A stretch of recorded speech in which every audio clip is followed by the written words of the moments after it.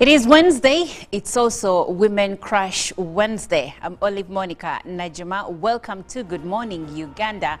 And in the spirit of crushing on women, on one lady that I like very much, but also I like her demeanor. She's very calm. She's very and very mindful, and that is Chantal Olive Akandinda.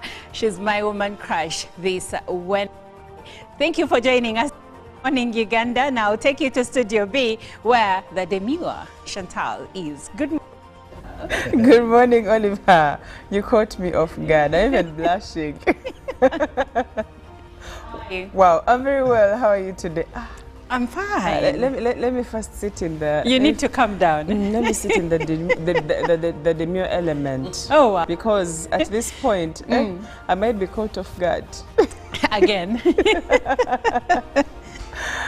Wow, I hope you're well today, Olive. I am great. I am great. You look lovely in the pink. You look lovely in the pink, and you're wearing one of my favorite shoes of yours. Ah, thank you, thank you. I love them. Very, and, very demure. Oh no. Well, good morning, Jerome. Good morning. How are you? I am well. Akagamba Chantal had completely said we're not supposed to be using it. I know, and it's for so that very reason. It's very intentional. Yes, it was. It was. With the way you're throwing it around. Yes. But good morning to you, and good morning to our dear viewer. And well, of course, at this particular time, it being Woman Crush Wednesday, I think it's also right for me to crush on Chantal Olive Akandinda in the same spirit. Wow, you guys. As Olive has done, because as a colleague, you get to realize that you have to crush on, you don't want to choose people who are far away from you. That's yet right. You've not crushed on the ones that you are close to. And that is very important to also say we crush on Chantal Olive Akandinda. But why exactly are you crushing on Chantal this Wednesday? We've come from far with Chantal, and we are going far. Have you bought her flowers? Jerome? Yes. Have you bought Chantal flowers? No, I didn't. Chantal brought me, Chantal has given me chocolate in the morning. Shouldn't it be the other way around though? Today was the lucky Not person. in this situation. Well, speaking about the ladies we are crushing on, I'm not necessarily crushing on her, but I like her stance when it comes to diverging views, and that is the Speaker of Parliament, Anita Annette Among, who is in Gulu City as we speak, where the first regional parliamentary sitting is taking place. And she did say that not even the opposition's backout will stall them or stop them from having these regional sittings. And she made these comments as she visited some of the projects that have stalled since the demise of the former Speaker of Parliament, Jacob Olanya, who died in 2022. And she promised that she will ensure that these projects take shape and get completed. Good morning, Robert. Good morning to you. How are you? I'm fine. You're fine. The Lord is faithful. I'm happy, I'm healthy. Okay. I'm very fine, and I just want to crush on a certain lady who yesterday received a brand new double cabin from MTN. Oh, yes. This very hard-working girl who sells fruits along Entebbe Road. That story was very touching. But seeing that she went all the way, driving a DMC, extreme DMC, and I also want to crush on all the people that ensured she gets that car. But in the same spirit, I also want to crush on all female inmates in Luzira prison. Water is very important to everybody, and there's a saying that water is life. But when it comes to ladies, it's more important because a man can do 2 days without showering, if circumstances necessary. No, but a woman, maybe a bit very. Let Robert finish. Yes, what are you saying? Now, what is happening is National Water and Sewage Corporation disconnected Luzira prison. Now, there isn't water because of bills. Now, I was just thinking, these are so many women, and getting a drop of water is very hard. For the men, brothers, I know, Sonko will live in denial. But sometimes some men can take that But you know, Robert, for one the or men two. in this context, for example, we all know how prisoners live their lives. At times they are subjected to doing extra jobs in there so that they can earn something from the same. Now imagine going 2 days without showering. I can only imagine. You've woken up in the morning. Jerome Paul, you've I gone like, to the farm. 2 I days. like your faith, and I like that you're standing up for the boy child. But reports coming in indicate that men do not like to shower. Those reports are not valid They're from not the valid. context At a of my wedding family is and told- my mom's side. Because I remember the days of how my mom would come in at home and ask if you already showered by 8. And then the sandal was always there waiting. So it was something that kept us Sonko, Olive will tell you one of the challenges. I've attended counseling for married people, but many women come report their husbands for not wanting to shower, and yet they want to enter bed. What is your take, Robert? I've heard many on their wedding, people giving speeches and telling them, now you're no longer going to sleep without bed. Okay, Robert, how far can you go without showering? Okay, gentlemen, we will take this conversation. We will take this conversation off air. But for me, my primary concern is that this is not the first time I'm seeing a story where a government agency is not paying their bills. It's either umeme bills or water bills. And one wonders, in the budgets that they make for each financial year, don't they leave something for the bills to be paid? Because you might find, when you dig deeper into this story, that the bill, the national water bill that is outstanding at the prisons, may be from even last year. 10 years. 10 It's been years, accumulated over a imagine period of that. 10 years. So you want to tell me that in the last 10 years, the prisons authorities in their budgets did not have an allowance to settle their bills? This is something that has They been asked for ongoing. 7 billion, they are given 2 billion. So it is very... And by the way, we have this same mindset when it comes to bills, even in our homes. Most people, especially water, because it is cheaper, they will think about it last or after a disconnection. So as a country, we need to do better, really. For me, that's my concern. But let's look into the news and see what we have for you this morning. Well, we'll begin with the parliamentary sitting in Gulu City that is kicking off today. Now, yesterday, the Speaker of Parliament, Anita Among, announced that the first regional sitting of the House is being held in Gulu to honor the memory of her predecessor, the late Right Honorable Jacob Olanya, who passed away in 2022. The Speaker made this statement while inspecting projects in Omoro district that stalled after the demise of the predecessor. Speaker Among embarked on an early morning inspection of all the projects that included a project of the late Speaker's house, which was incomplete, and a radio station that was started by the Speaker, the late Speaker, and then completed by his son, who replaced him in Parliament. She also took the opportunity to explain why the first regional sitting of Parliament was being held in Gulu. She emphasized that not even the opposition boycott would halt the sitting. The Speaker later opened a health camp at Pese Primary School, an initiative by Parliament of Uganda, and was joined by more other members of Parliament. The first regional sitting of Parliament will take place today, with issues affecting Greater North expected to be the focal point. Now, in other news, former Permanent Secretary, Ministry of Trade, Geraldine Sali Busura, and five other co-accused facing charges of stealing Buyaka Cooperative's money have been charged before the Anti-Corruption Court Division of the High Court.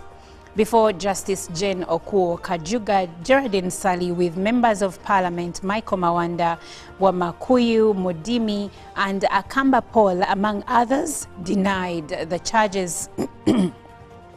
The accused persons in the case of stealing Buyaka Cooperative's money have appeared before Judge Jane Okuo Kajuga at the Anti-Corruption High Court. They are facing 9 counts of diversion of public resources meant for war loss victims' compensation from the government.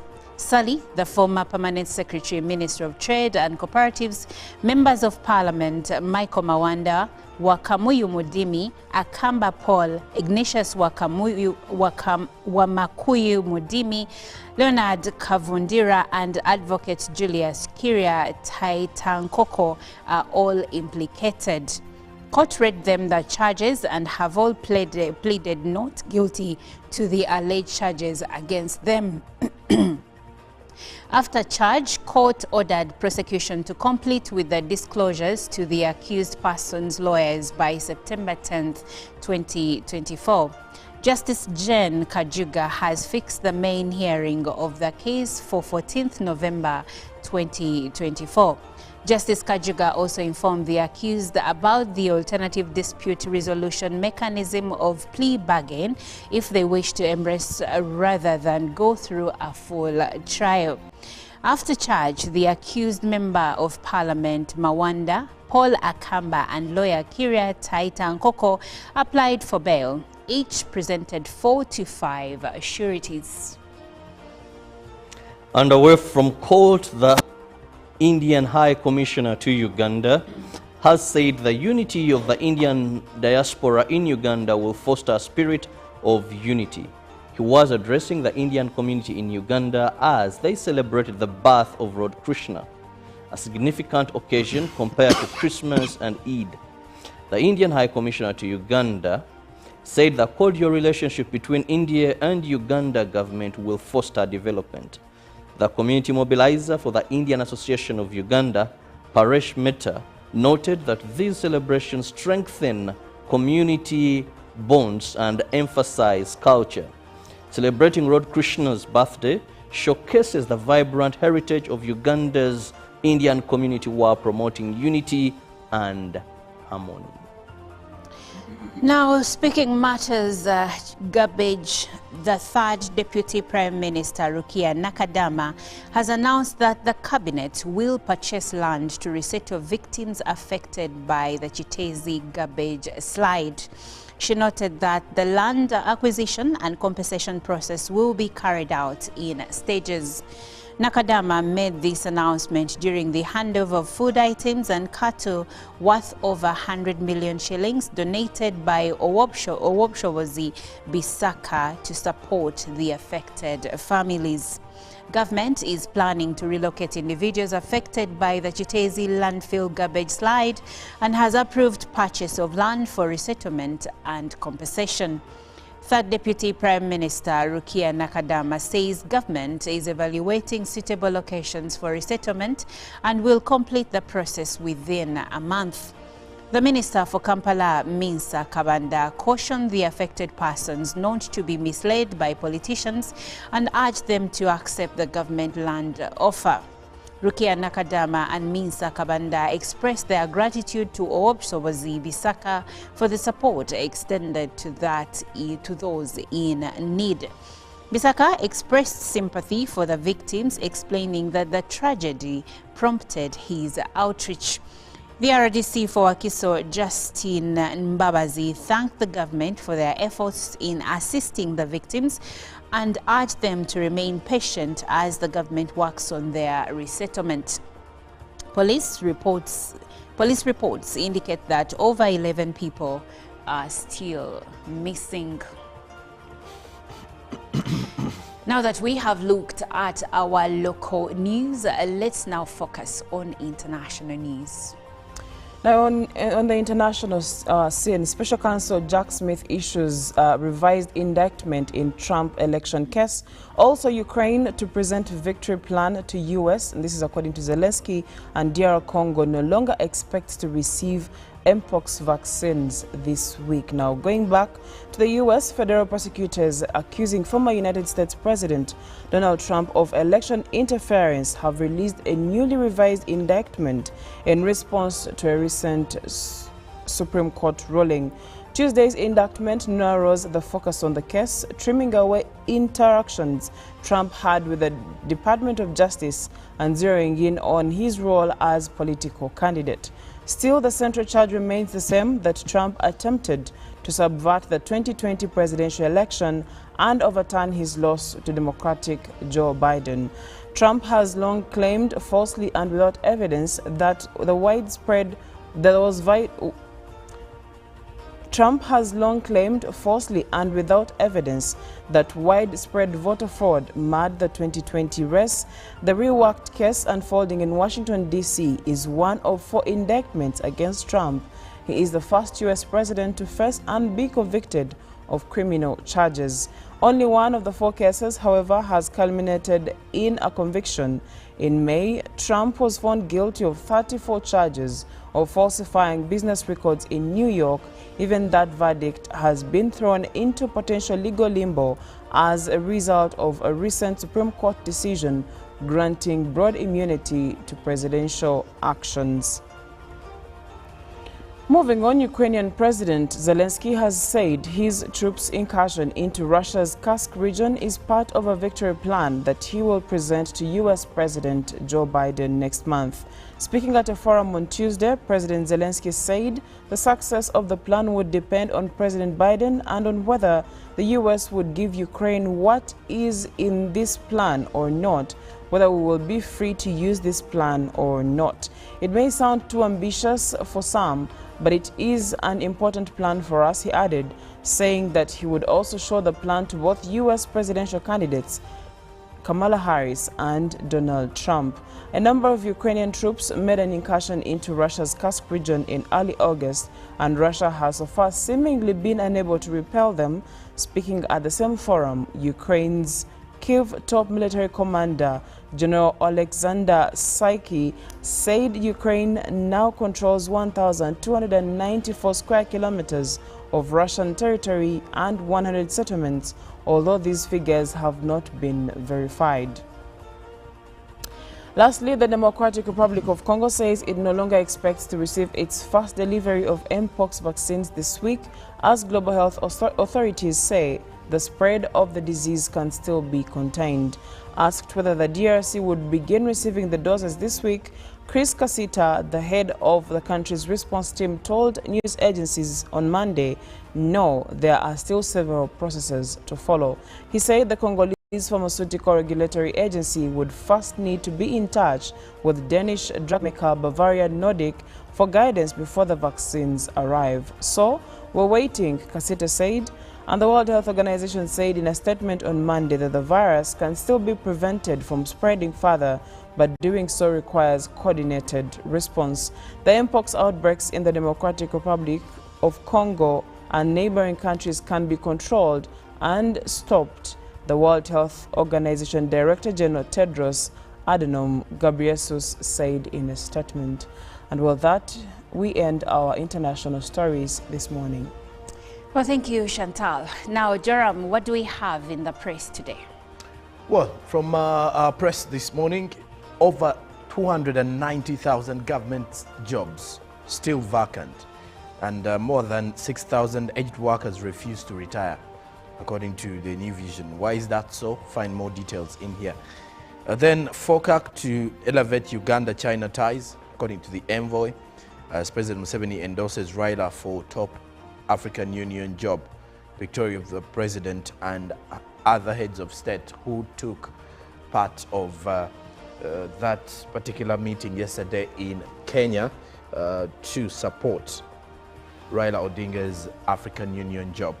Then Soroti SS and Mengo SS face off in debate today as Besige's Katonga faction forms new party. Then in matters religion, Kore installed as Karamoja Bishop. Find more of that in the New Vision. Then elsewhere, the Daily Monitor, jobless youth, vacant government jobs.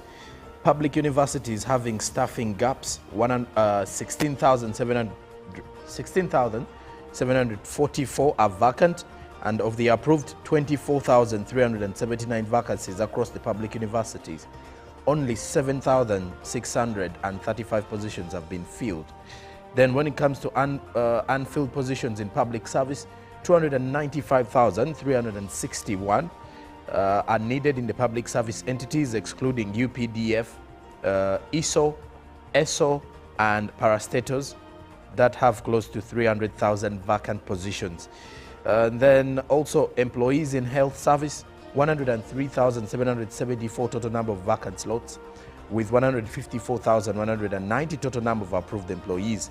Now, total number of filled slots are only 50,416, leaving more gaps within these sectors. Now, forensic expert presents exhibits from shooting of the Katanga case as Besigye Group picks new party name after FDC split. Now, Museveni and regional leaders back Raila's bid for the African Union job. And also in the homes perspective, understanding prefab homes one block at a time.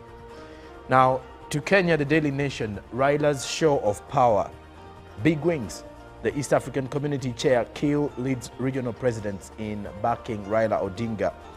The Ruto administration yesterday asserted its influence by rallying the support of the East African community as it unveiled Raila Odinga's candidacy for chairperson of the African Union Commission. Then promise of pay rise as strike halted in Kenya. Then after brief ceasefire, Ruto allies take on Gachagua as DCI fails teachers in 15 billion Kenyan shillings fraud case.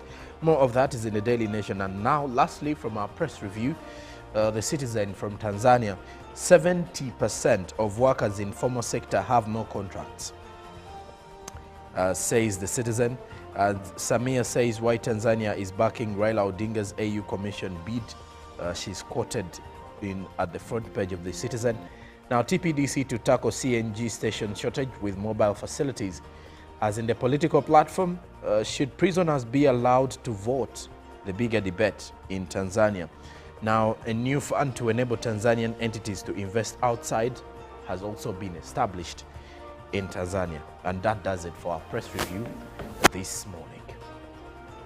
Well, thank you, Jerome Paul. Now, in some of the dailies you've shared, there was a pictorial of the East African leaders. That is Samia Suluhu, His Excellency Yoweri Kaguta Museveni, William Ruto, Salva Kiir, and of course Raila Odinga. Now, today being Women Crush Wednesday, I will still crush on that woman from the East African region, Samia Suluhu.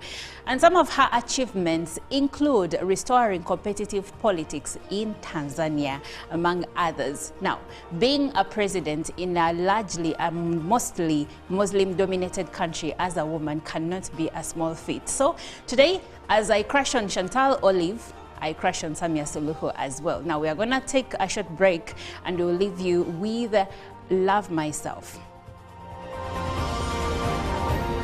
Live from UBC Studios in Kampala, this is Good Morning Uganda.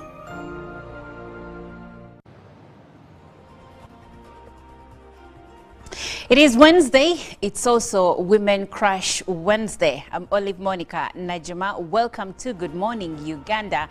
And in the spirit of crushing on women, on one lady that I like very much, but also I like her demeanor. She's very calm. She's very and very mindful, and that is Chantal Olive Akandinda. She's my woman crush this Wednesday. Thank you for joining us.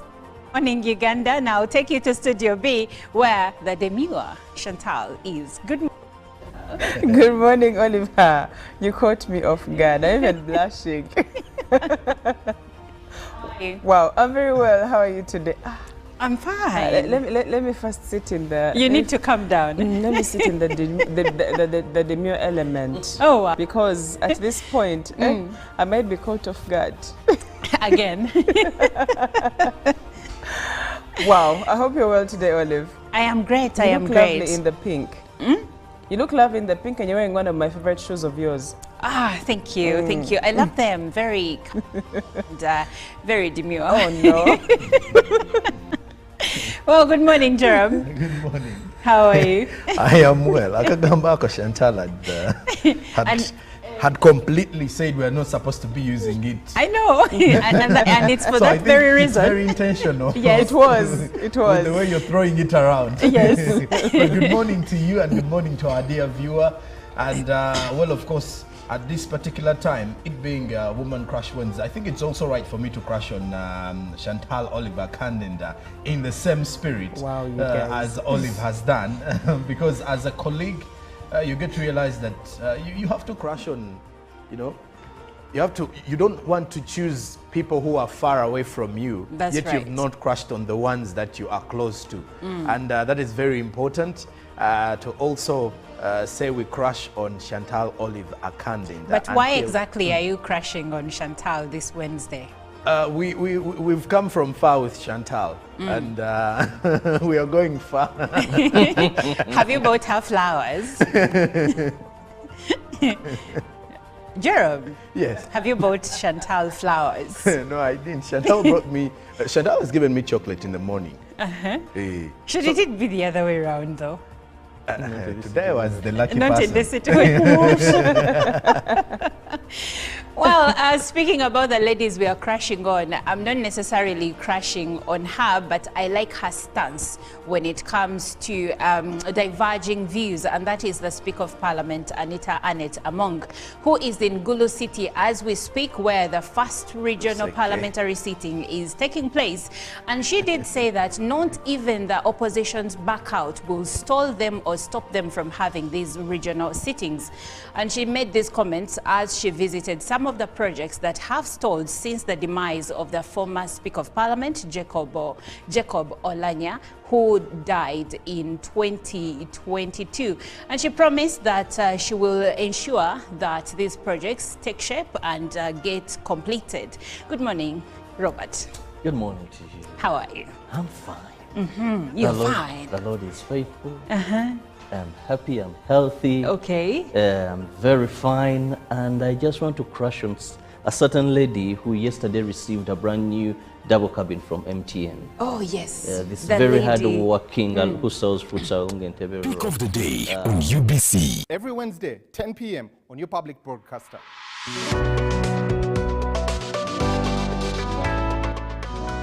Was brought to you by I'll call you every day, yeah, yo, baby, don't know. You can now get all the Chibuzi out with MTN voice bundles. Call all networks. Kubei Dondoro. Buy a 25-minute voice bundle for only 1,000. Or buy any daily voice bundle of your choice. Dial *100 *21 hash and select daily, or use the My MTN app. When we talk together, we are unstoppable.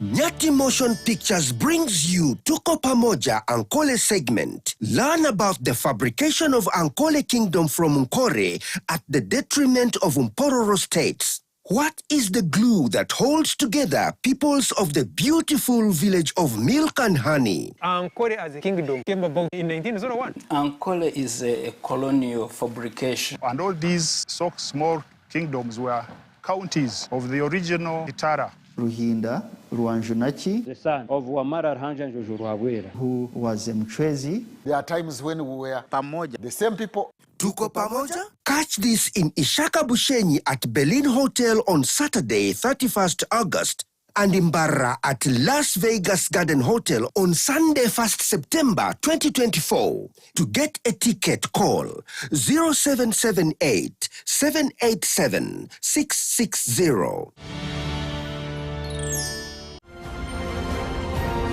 Live from UBC Studios in Kampala. This is Good Morning Uganda.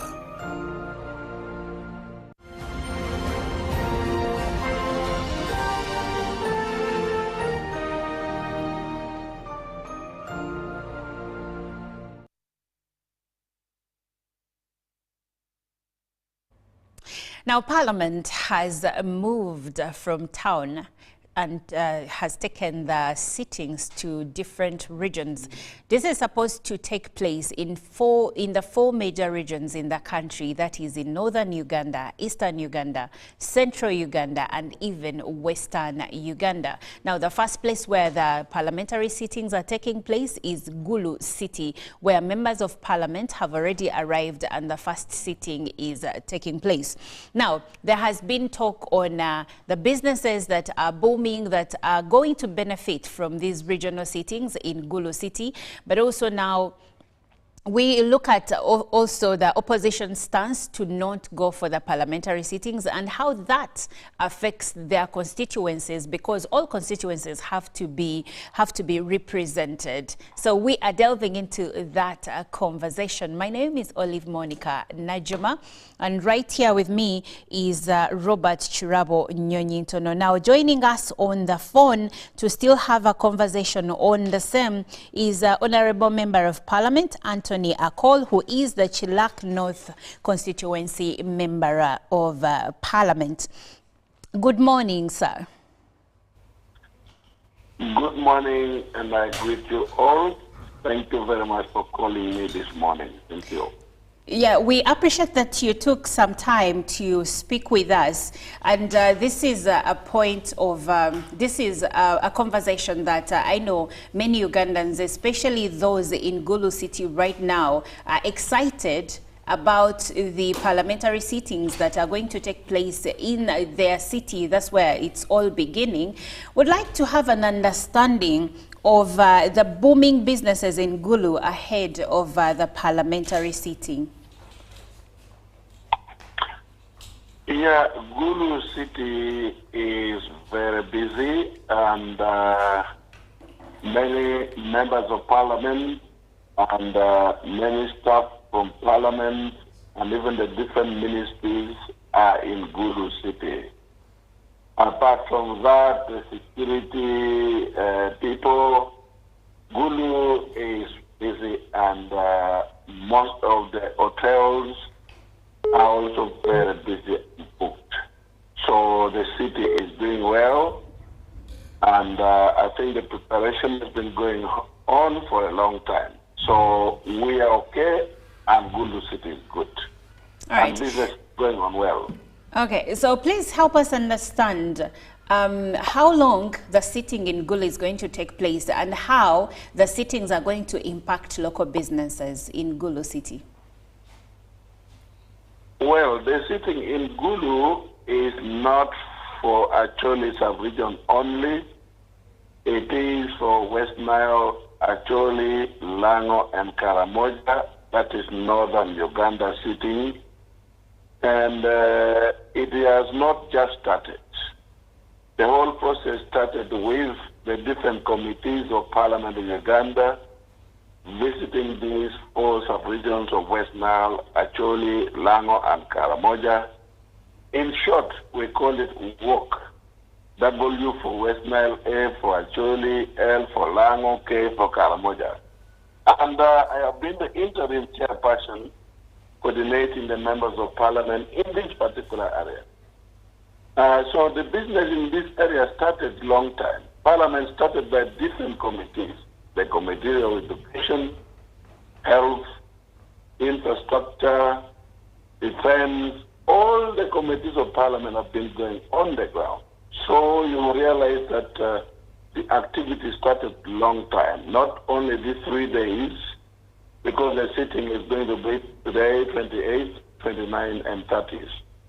But it started almost a month ago that the committees were moving around.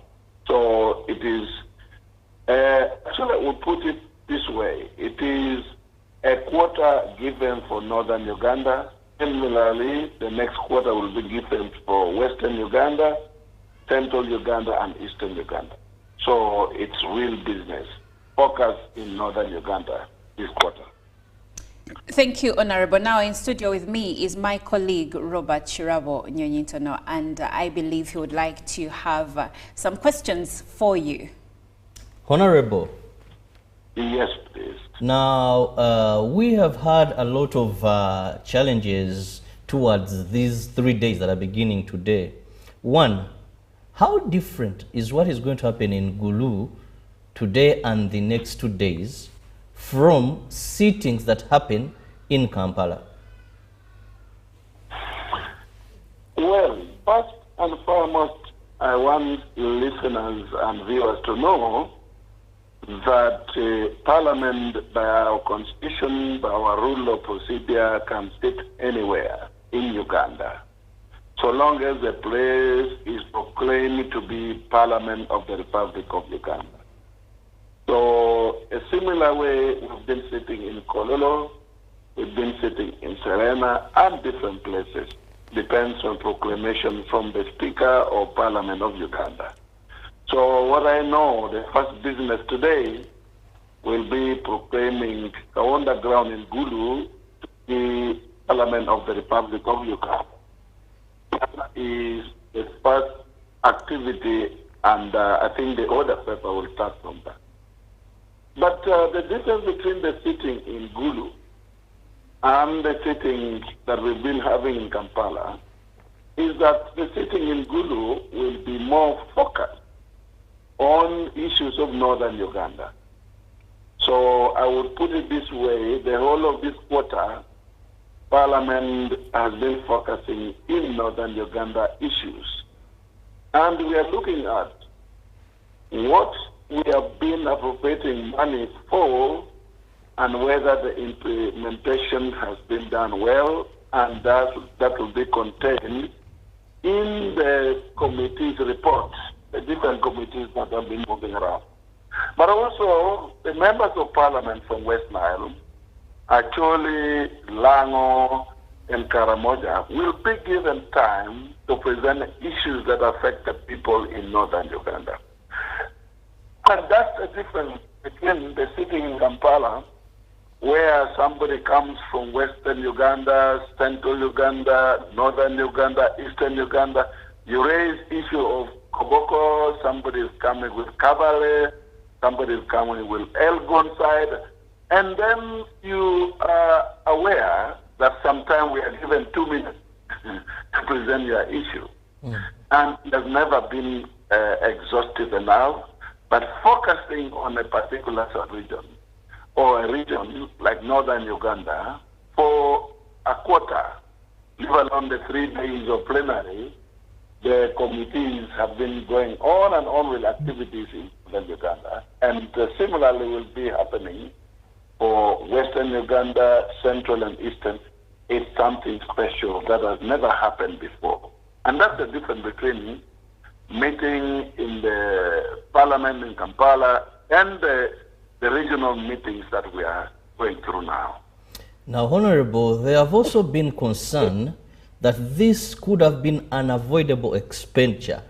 Looking at the monies that are being required here, we are told if we are to look at all the 4 sittings, they will take us 20 billion Uganda shillings. That money, people believe, could have been used for something else rather than inbound travels or inland travels and the luxurious life that may come with this expenditure. Well, I am not the spokesperson of Parliament of Uganda, but I must tell you that nobody has questioned the sitting of members of Parliament in Kampala, how much it costs for a quarter. So I don't know exactly the amount of money, because that 5 billion came from a of opposition, and all Ugandans have, taken up and said that 5 billion, 5 billion, 5 billion. But nobody has questioned how much money we use per quarter when we are sitting in Kampala. And therefore, the issue about how much it will cost to sit in Gulu, in Bara, in Bali, in Masaka should not be an issue unless you know how much we have been spending per quarter when we are sitting in Kampala, then you do the comparison. I don't think the sitting in Gulu is 5 billion. But whatever it is, this is normal expenditure of Parliament of Uganda.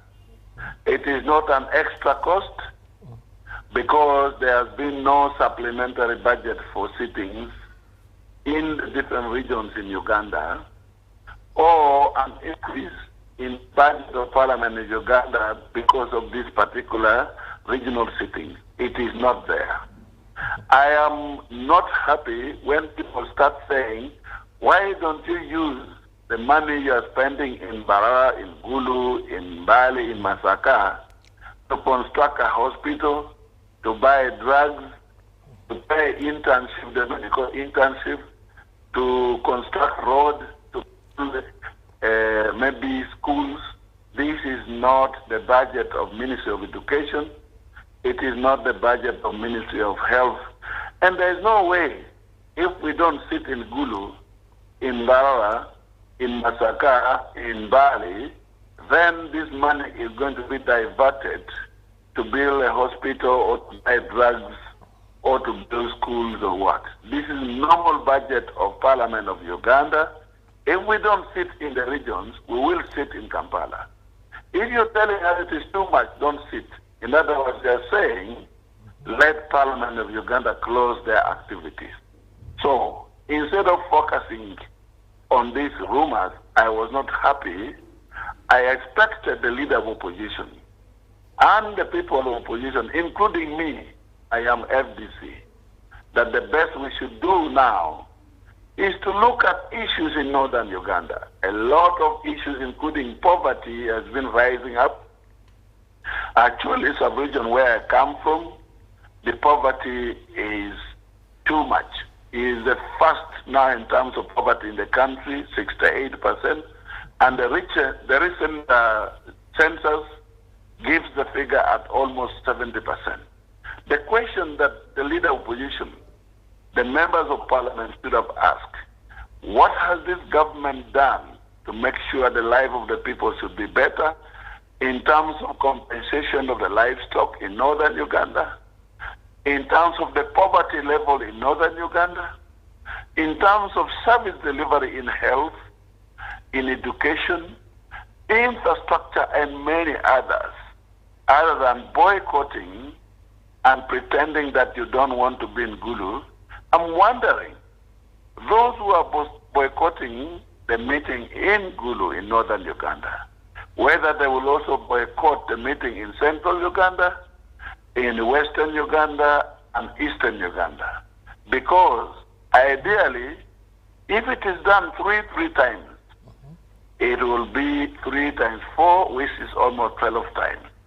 By our rule of procedure, if you miss Parliament consecutively for about 15 times, of which I'm worried, if maybe from experience of Gulu the days are increased, then you are liable to lose your position as Member of Parliament to have missed sitting consecutively for about 15 times.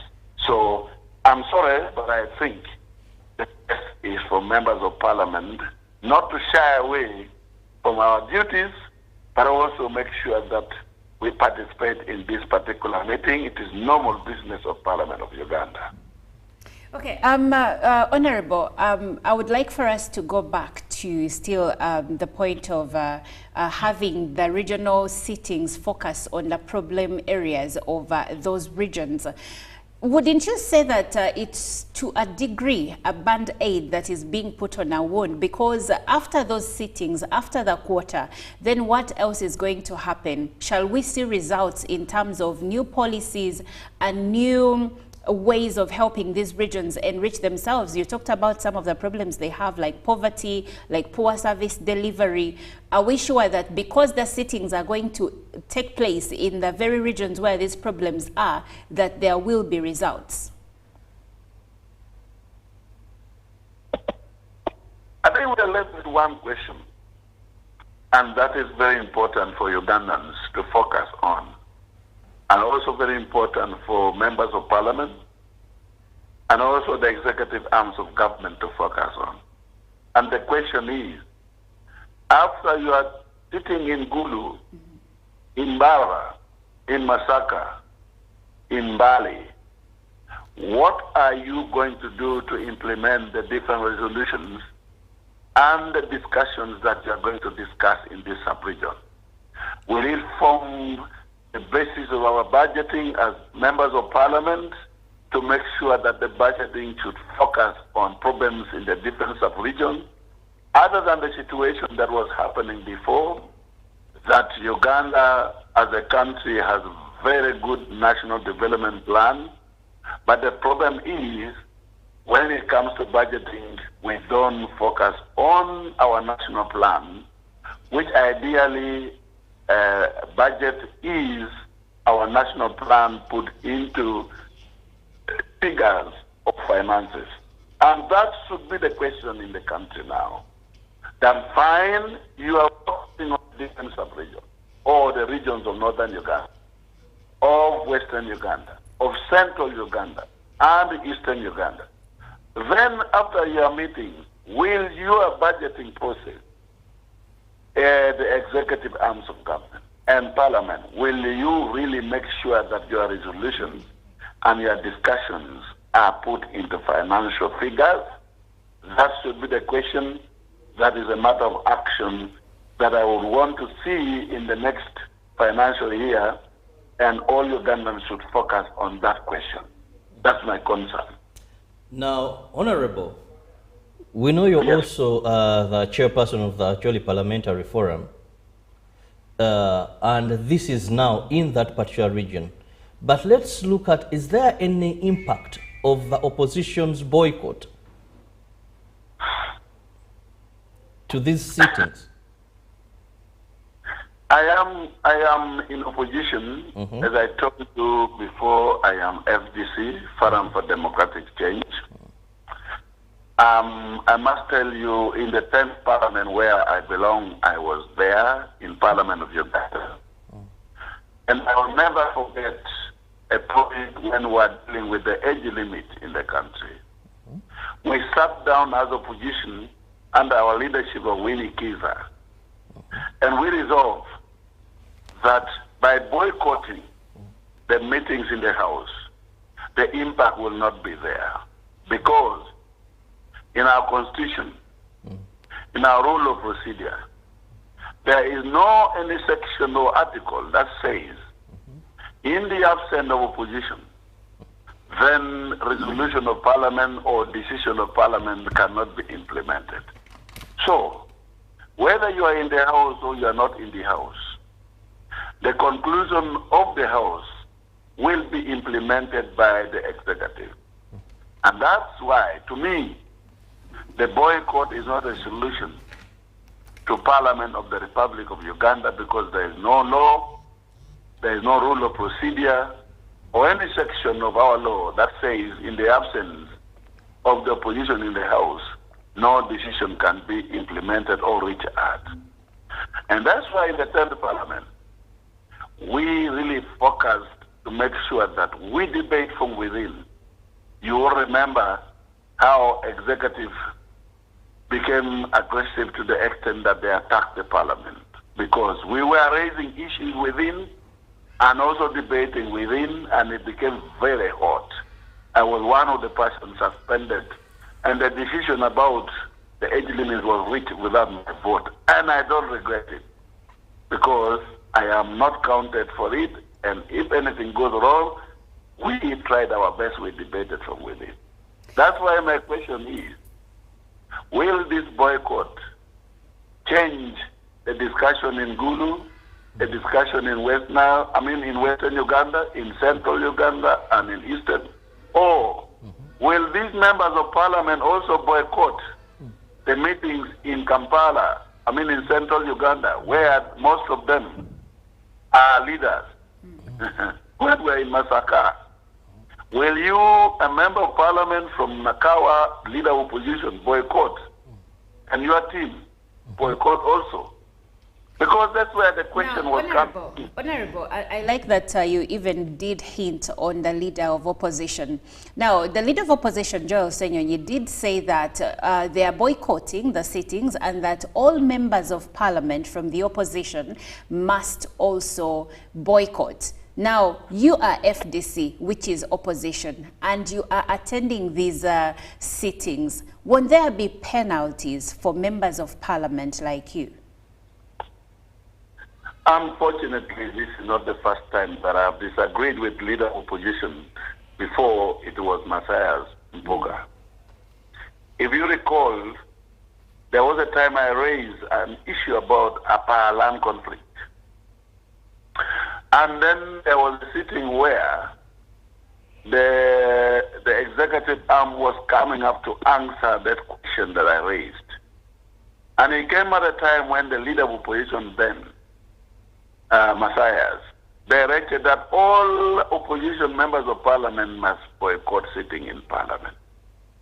And I tell you, I ignored that directive and I attended Parliament. And there is nowhere in our rule of procedure, in the Administration of Parliament Act, in our Constitution, that gives punishment to any opposition leader in terms of members of Parliament, that if you defy leader of opposition, then you are punished. It is not provided for, whether it is the side of the government or the side of opposition. Each member is elected as individual, representing his or her constituency, and therefore it is your decision as a leader to decide whether to follow the directives of the leader of opposition or the government chief whip or the prime minister. So there is no punishment provided for in our laws in Uganda.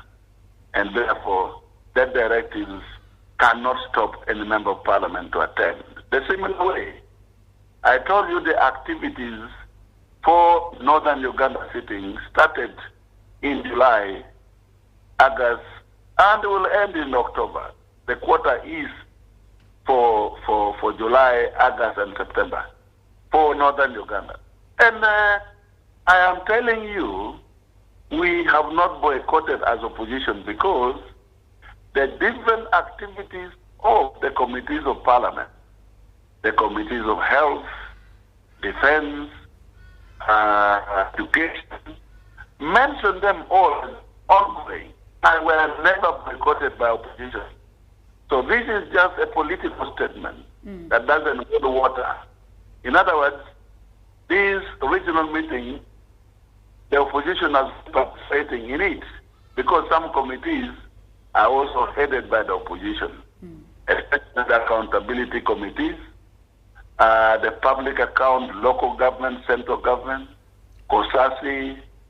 Government assurance have been moving in northern Uganda to find out what were the promises of His Excellency, the President of Uganda, that has never been fulfilled. Maybe that is the cause of poverty in northern Uganda. For example, the compensation, the security issues, some of the donations, some of the things that have been promised during the agreement. You will remember there was LRA agreement that was signed in Juba, much as the comprehensive one was not signed. There was UPDA agreement that was signed in Bapete in 1988. Are those issues resolved? Maybe if those issues were resolved, would have helped to remove people from poverty.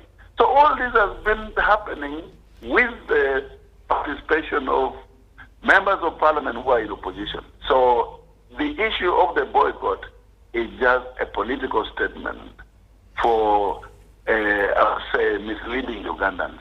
But there has been participation by people in opposition, including myself yesterday. Even former leader of opposition, the Honorable Beta Oluchan, my colleague Honorable Gilbert Olanya, we were here with the Speaker. We moved to the home of the late Right Honorable Speaker Jacob Olanya, may his soul rest in peace. After that, we went and commissioned his radio station that he started, but the sun finished. Moreover, we came to a medical camp. We visited the Archbishop of Catholic Church, Emeritus, and also the new one. We visited the cultural institution, Road W. Nena Jana.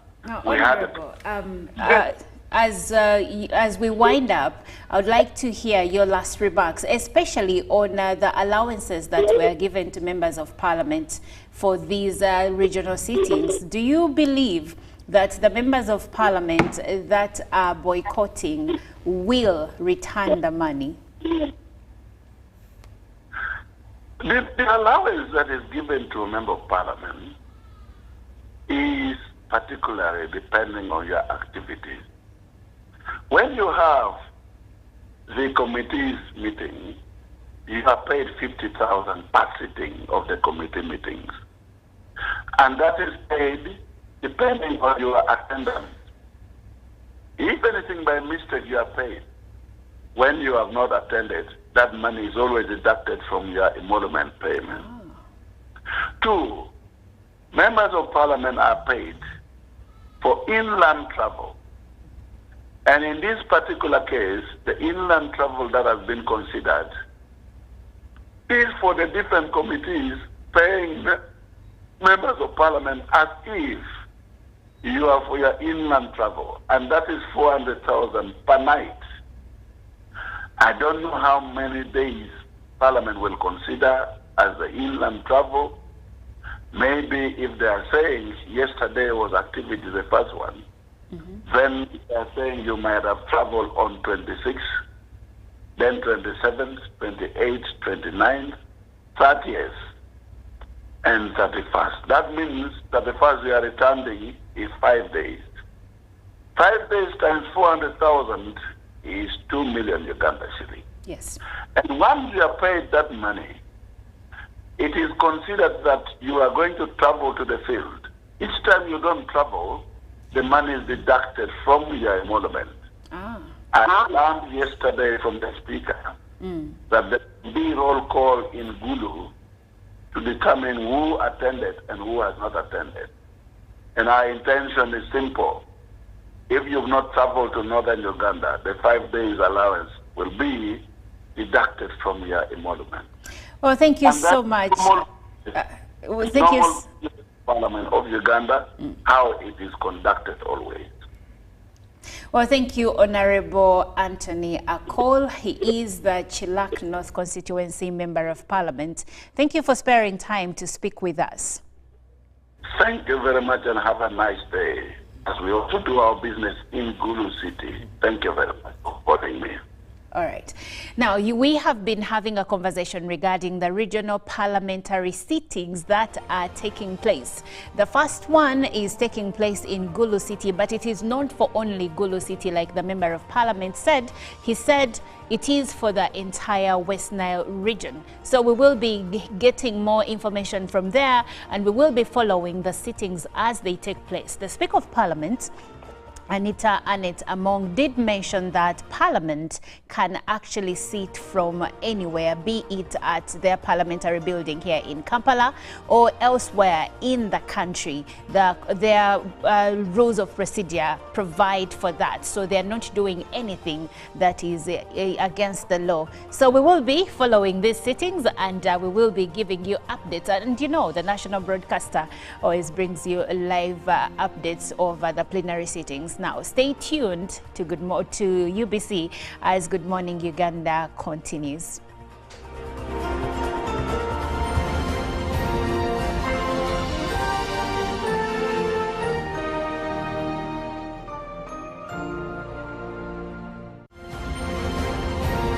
Live from UBC Studios in Kampala, this is Good Morning Uganda. Pick of the day on UBC. Every Wednesday, 10 p.m. on your public broadcaster.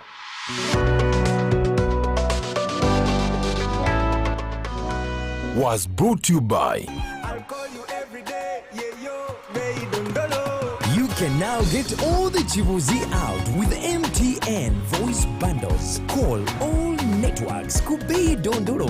Buy a 25-minute voice bundle for only 1,000. Or buy any daily voice bundle of your choice. Dial *100 *21# and select daily, or use the My MTN app.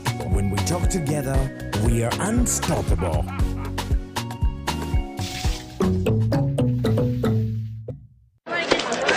Juko. Yo. What you go? Check the shopping, man. What's your secret? Uganda, haven't you heard of the parish development model PDM? Yes, I did, but I thought it was just a talk. No, Sebatia. It is real. I and a few friends together formed a circle, accessed money from the PDM, invested in a portrait project, and now things are moving. Juko. I thought I was one of your friends. You are. But you left me behind. I didn't leave you in poverty. What you do, just visit your LC2 chairperson and your parish chief and start the process of economic transformation. Just like that. The parish development model is an initiative from the government of Uganda through the Ministry of Local Government designed to transform all lives of Ugandans for the better. PDM, my parish, my development, my life. Nyati Motion Pictures brings you Tuko Pamoja Ankole segment. Learn about the fabrication of Ankole Kingdom from Nkore at the detriment of Mpororo states. What is the glue that holds together peoples of the beautiful village of milk and honey? Ankole as a kingdom came about in 1901. Ankole is a colonial fabrication. And all these so small kingdoms were counties of the original Itara. Ruhinda Rwanjunaki, The son of Wamara Hanjanjojo Ruhabwera, who was a Mchwezi. There are times when we were Pamoja, the same people. Tuko Pamoja? Catch this in Ishaka Bushenyi at Berlin Hotel on Saturday, 31st August, and in Barra at Las Vegas Garden Hotel on Sunday, 1st September 2024. To get a ticket, call 0778 787 660. Live from UPC Studios in Kampala, this is Good Morning Uganda.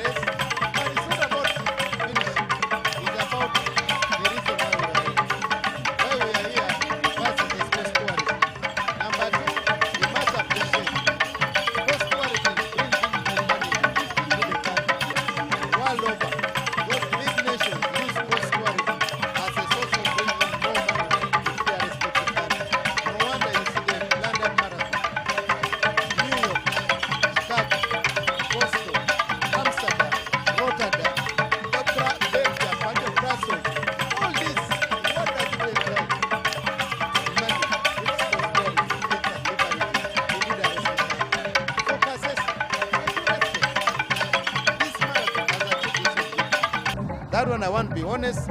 Look at the numbers which are here. I have been told all hotels were fully booked. I have been told all food was fully eaten. I've been told some people even had nowhere to sleep. And from Fort Photo up to Lubirizi.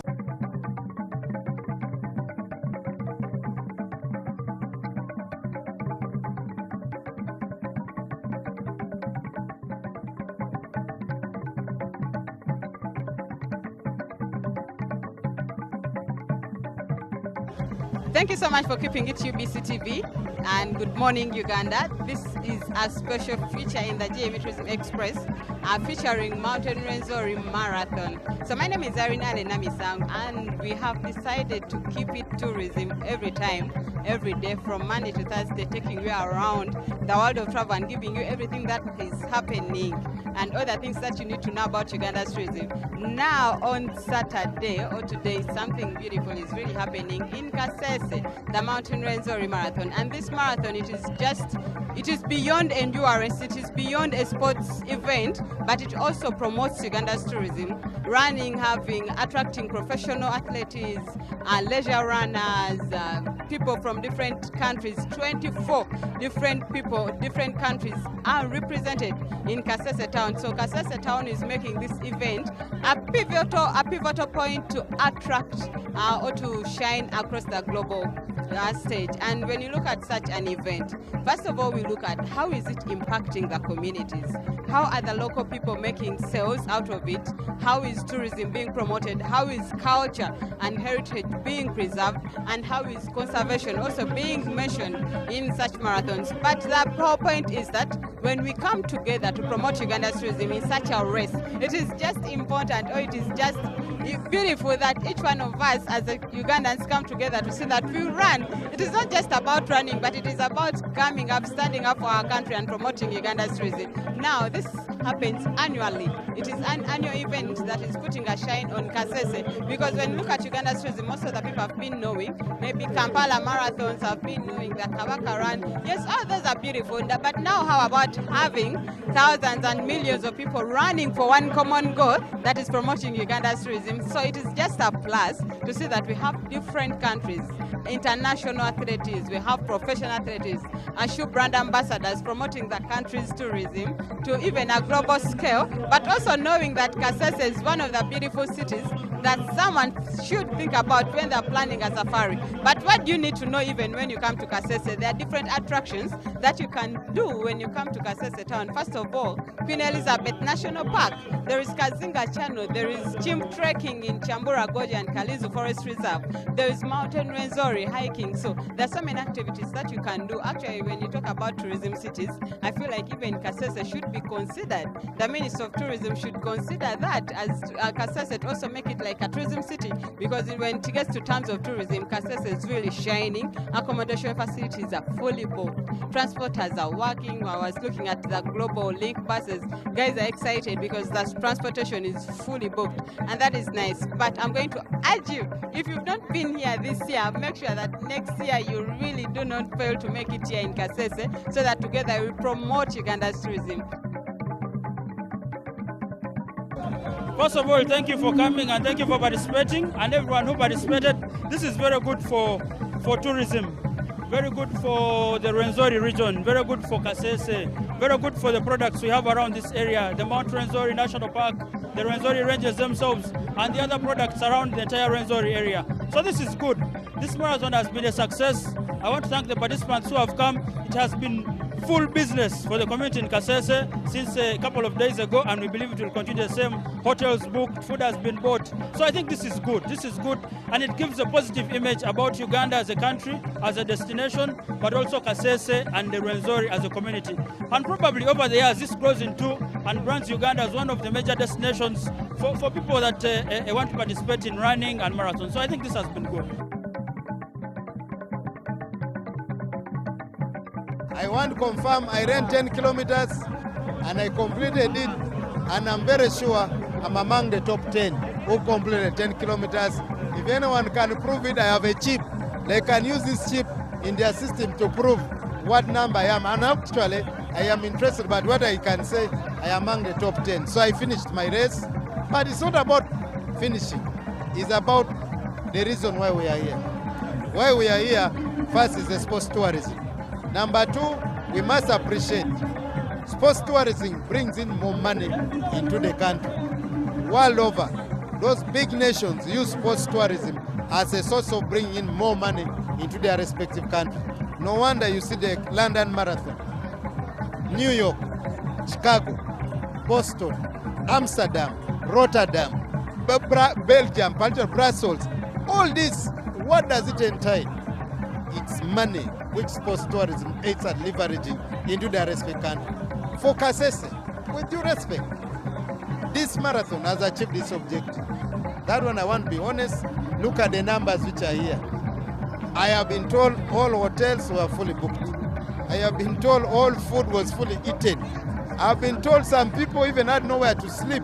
And from Fort Photo up to Lubirizi, all these areas up to Gwera, people stayed in. What's that? If we were to translate how much money, even if we take a case study of each person spending 1 million, multiply by what? By 15,000 people. How much money is that? And all that money has remained where? Has remained here. And that all translates into one challenge that we must accept to put in more infrastructure, more facilities, so that next year we continue getting more numbers. I'm really excited that I was again part of this 2024 edition of the Tascalite Rwenzori Marathon.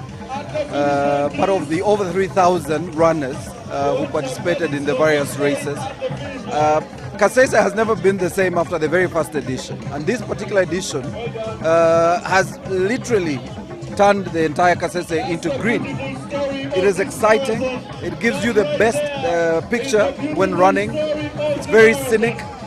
For those of us who did the smaller races, you run around the city, but the 42 and 21 have a very beautiful background when they're running, and it was really exciting seeing them run. We passed some of them on the way here, and it was also nice to see the locals welcoming the runners, encouraging the runners to even continue running and not walk. And it was also good to see that everyone in Kasese has been welcoming and excited about what I think is going to be one of Uganda's biggest sports events in the year. I really would like to encourage the locals, especially Kasese community, to participate, because most of the runners came from Kampala and other districts around Kasese. You don't have many local runners, but I know that Kasese has been encouraging more local runners. I am hopeful that next year we'll get to see more local runners, maybe 1 or 2 winners in the 10K and 5K who should be local runners. But for me, the bigger picture is that we are marketing Brand Uganda. We are marketing the Explore Uganda campaign, which is part of the reason why the Rwenzori Marathon is taking place. The bigger picture is to encourage many people to come and see this beautiful country. Rwenzori gives a great backdrop, but it's not the only place people should come and visit. We have the great Mbale Caldera in Elgon. We have the great Kidepo National Park. We have the Murchison Falls National Park. But when someone comes to Kasese, they discover how beautiful this country is, and it encourages as many people to come and enjoy the beautiful country we have. I saw influencers for the different sports companies. I saw influencer journalists who write about marathons around the world. That is a good thing, because they will tell the story of Rwenzori, which is the bigger picture of how can we get more people to come and see our beautiful country. If you've not been here this year, make sure that next year you really do not fail to make it here in Kasese, so that together we promote Uganda's tourism. Thank you for watching.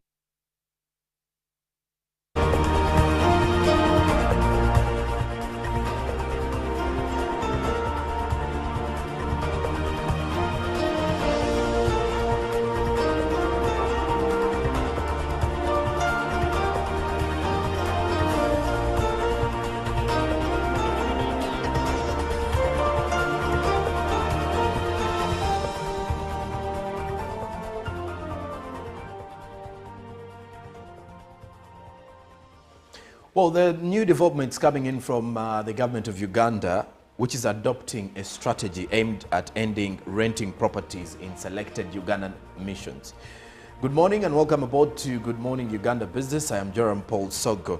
Now, according to the Permanent Secretary in the Ministry of Foreign Affairs, Vincent Bajire Waiswa, this was revealed during the ongoing Ambassadors Conference at the August 26th to the 30th, because this conference will be coming to an end on the 30th, and it's happening in the Civil Service College of Uganda in Jinja. Now, the gathering, which is themed under strengthening governance and performance of the Foreign Service for National Development, is one where most of these conversations were held and are still ongoing as well.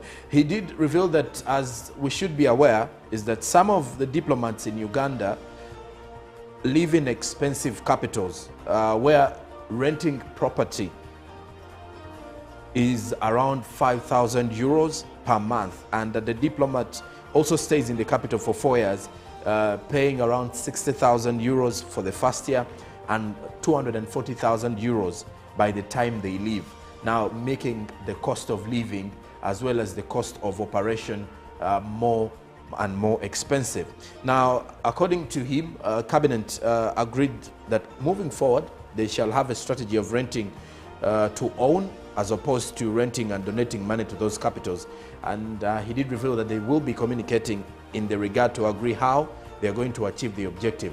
Now, this Jinja conference aims at appraising diplomats on the government priorities and policies, enhancing performance and innovation among missions for improved service delivery. Now, Bajire said that the above objectives are aligned with the ministry's mandate of promoting Uganda's national interest abroad, which ultimately contributes to the realization of the National Development Plan 3, and of course also looking into trying to live within our means according to our budget expenditure and what we do have in our resource basket as a country.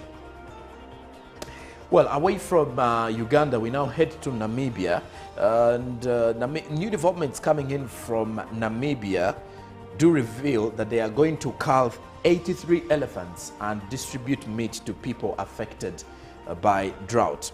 Now, Namibia plans to cull 723 wild animals, including 83 of the elephants, and to distribute the meat to the people struggling to feed themselves because of a severe drought across the Southern Africa country. Now, the Environment Ministry revealed this to the media, and the cull will take place in parks and communal areas where authorities believe animal numbers exceed available grazing land and also water supplies.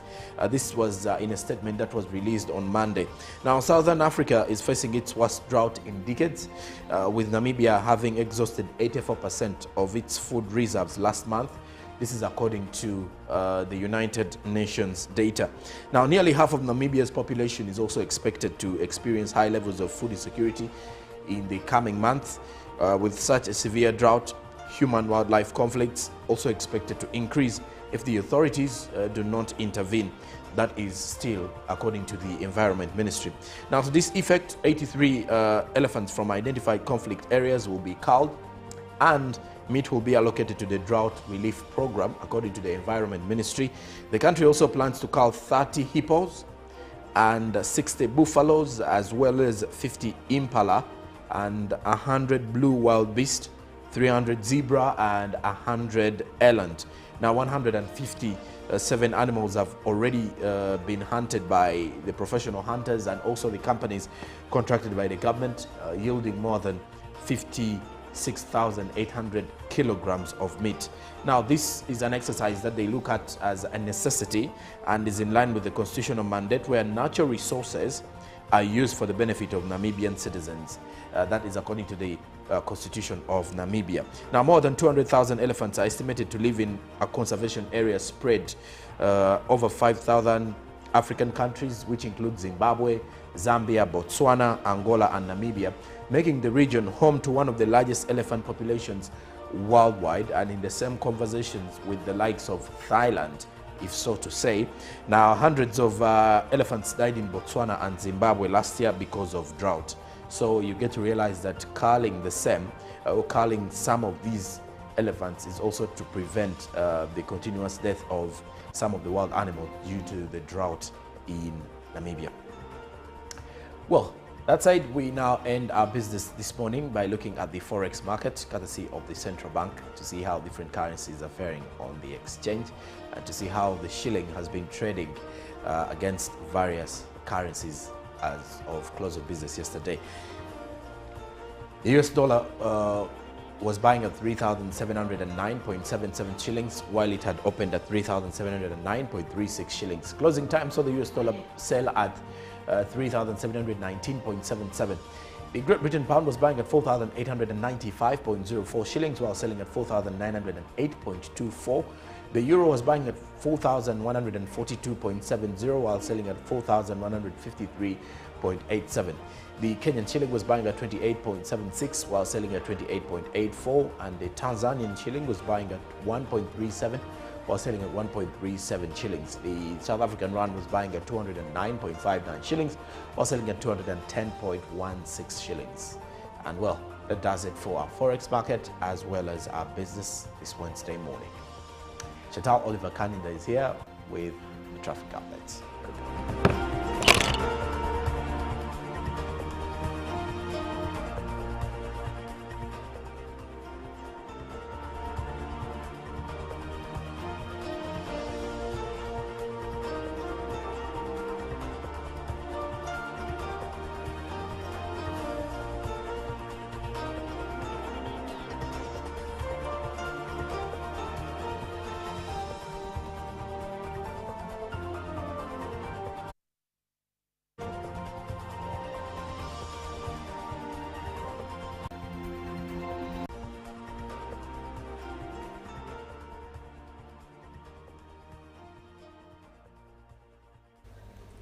Time for our traffic updates, and if you're coming from Kalere roundabout, then you will, depending on where you are going, let's see how we get you to town. If you're using the Gayaza Kampala Road, as you can see, you'll be headed for smooth flow of traffic, except the small holdups in the middle there.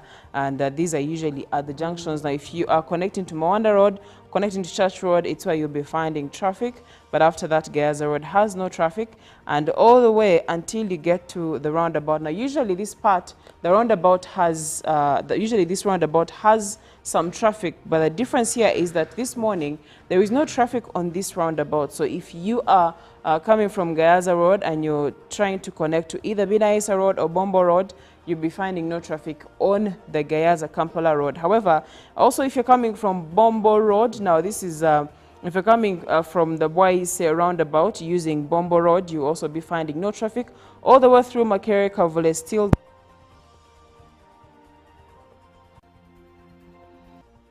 connect to Binaisa Road, exiting the round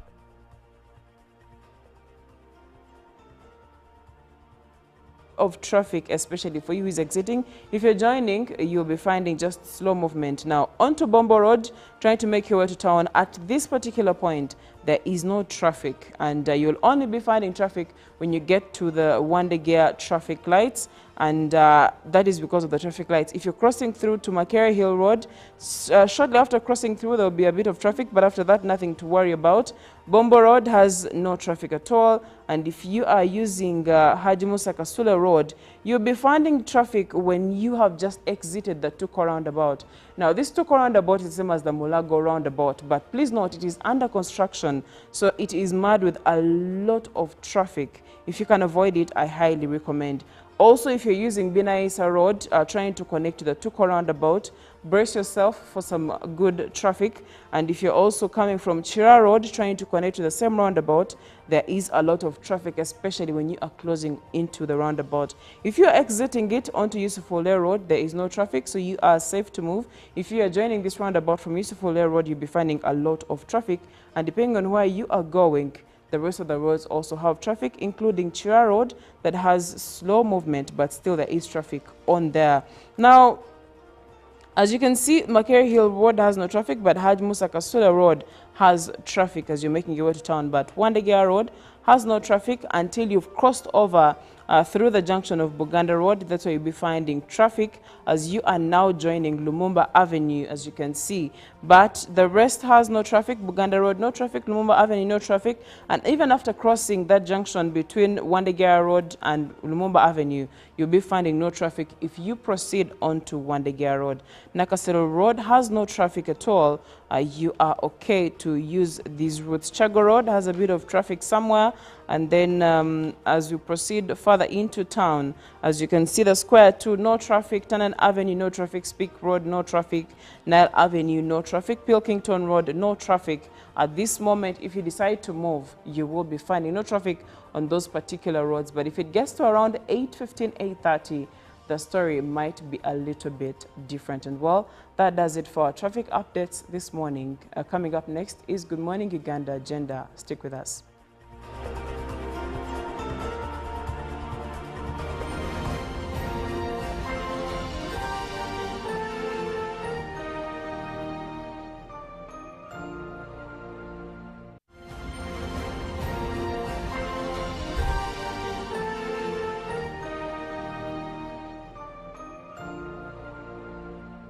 Pick of the day on UBC. Every Wednesday, 10 p.m. on your public broadcaster.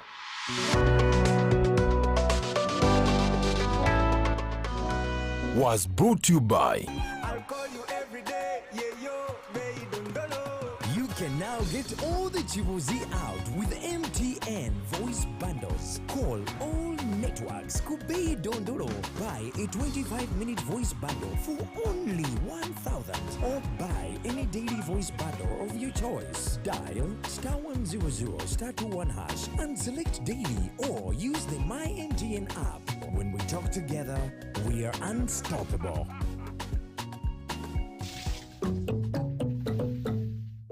Nyati Motion Pictures brings you Tuko Pamoja Ankole segment. Learn about the fabrication of Ankole Kingdom from Nkore at the detriment of Mpororo states. What is the glue that holds together peoples of the beautiful village of milk and honey? Ankole as a kingdom came about in 1901. Ankole is a colonial fabrication. And all these so small kingdoms were counties of the original Itara. Ruhinda Rwanjunaki, The son of Wamara Ruhabwera, who was a Mchwezi. There are times when we were Pamoja. The same people. Tuko Pamoja? Catch this in Ishaka Bushenyi at Berlin Hotel on Saturday, 31st August, and in Barra at Las Vegas Garden Hotel on Sunday, 1st September 2024. To get a ticket, call 0778 787 660. Juko. Yo. Check the shopping, man. What's your secret? Haven't you heard of the parish development model, PDM? Yes, I did, but I thought it was just a talk. No, Sebatia. It is real. I and a few friends together formed a circle, accessed money from the PDM, invested in a portrait project, and now things are moving. Juko. I thought I was one of your friends. You are. But you left me behind. I didn't leave you in poverty. What you do, just visit your LC2 chairperson and your parish chief and start the process of economic transformation. Just like that. The parish development model is an initiative from the government of Uganda through the Ministry of Local Government designed to transform all lives of Ugandans for the better. PDM, my parish, my development, my life.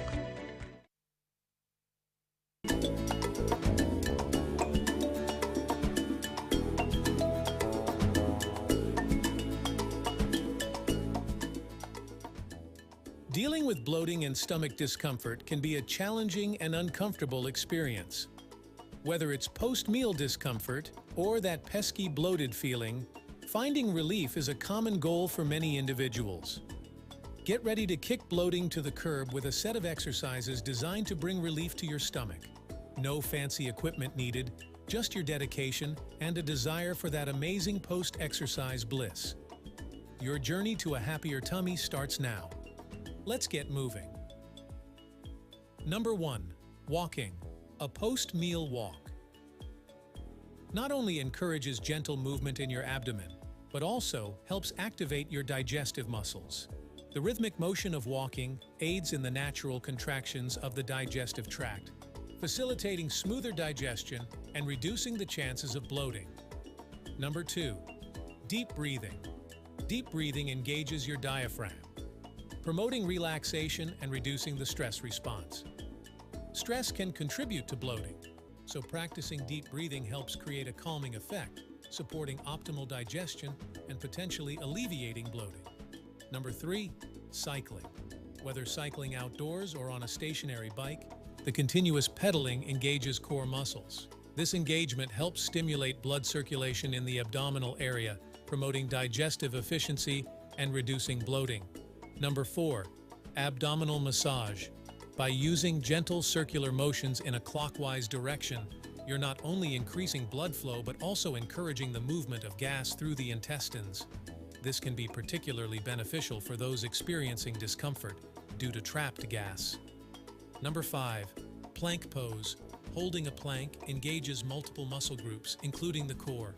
This activation supports the digestive organs and enhances muscle tone, potentially aiding in digestion and reducing feelings of bloating. Number 6, pelvic tilts. This exercise involves controlled movement of the pelvis, activating muscles in the lower abdomen. It enhances flexibility and promotes gentle massage-like effects, potentially assisting in relieving tension and bloating. Number 7, leg raises. Lying on your back and lifting your legs engages the lower abdominal muscles. This movement increases blood circulation in the area, promoting digestive health and potentially reducing bloating.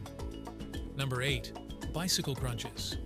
The twisting and cycling motion in this exercise engage the entire core, including oblique muscles. This can enhance the efficiency of the digestive process, potentially providing relief from bloating. Number 9, Pilates.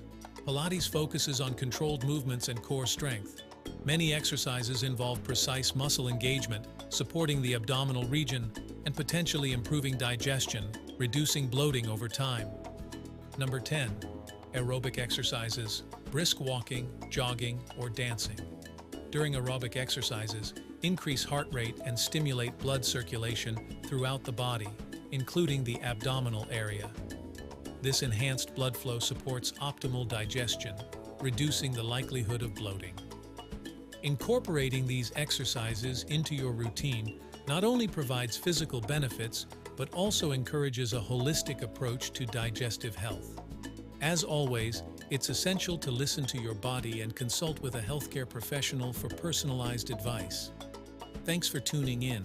Remember, this program is produced by Sani Productions, powered by UBC TV, inspiring Uganda. In a nation hungry for truth, a world where every story matters, there exists a beacon of trust and reliability. For decades, they've been our voice and our window to the world, holding the mirror of our history. With 4 TV stations and 11 radio channels spanning 27 languages, they stand as guardians of information, defenders of truth. With Mascari Heritage Advantage, they uphold every citizen's right to reliable and free information. Their archive stories shaped our past and illuminate our present. Yet now, as new challenges arise and the world evolves, their mission faces its greatest test yet. Be part of our journey and let's navigate the unknown, uncover the untold, and safeguard our future together. Tune into your public broadcaster, for it is the intersection of trust and truth. Because to UBC, your story, every story, and every voice matters. UBC, inspiring Uganda. Live from UBC Studios in Kampala, this is Good Morning Uganda.